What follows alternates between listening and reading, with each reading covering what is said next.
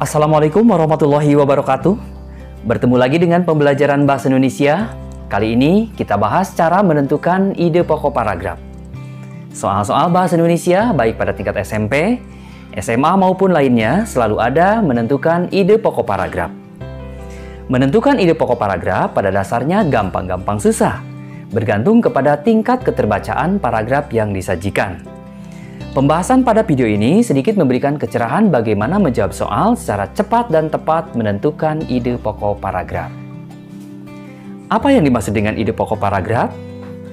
Sebelum kepada ide pokok paragraf, kita singgung paragraf itu sendiri. Para ahli mendefinisikan paragraf dari berbagai sudut pandang, tetapi pada intinya sama. Ada yang mengatakan bahwa paragraf yaitu inti penuangan buah pikiran dalam sebuah karangan. Dalam paragraf terkandung satu unit buah pikiran yang didukung oleh semua kalimat dalam paragraf tersebut. Mulai dari kalimat pengenal, kalimat utama atau topik, kalimat penjelas sampai pada kalimat penutup. Himpunan kalimat ini saling bertalian dalam suatu rangkaian untuk membentuk suatu gagasan. Ada pula yang mengatakan bahwa paragraf adalah sekelompok kalimat yang saling berhubungan dan bersama-sama menjelaskan satu unit pokok pikiran.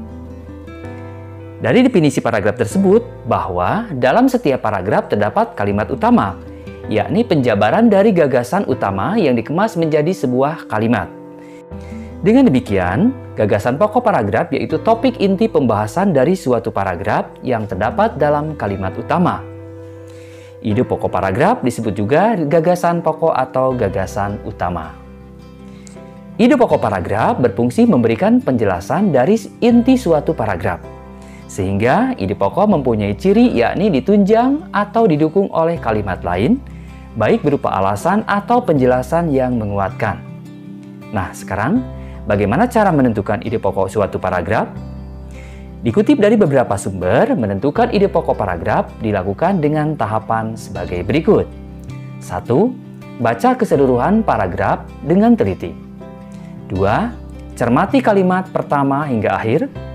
3. Baca kalimat demi kalimat. 4. Pahami isi paragraf tersebut.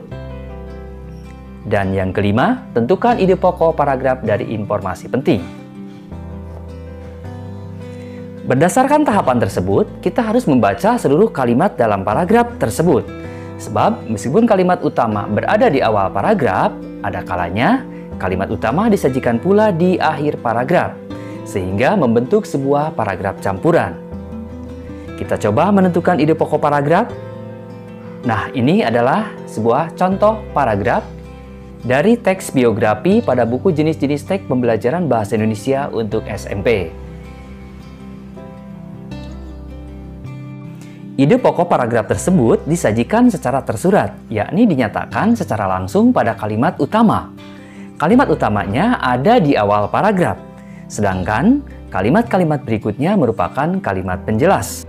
Dari kalimat utama tersebut dapat diambil simpulan bahwa ide pokok paragraf tersebut yaitu kemiripan hidup Niwayan Mertayani dengan kehidupan Anne Frank.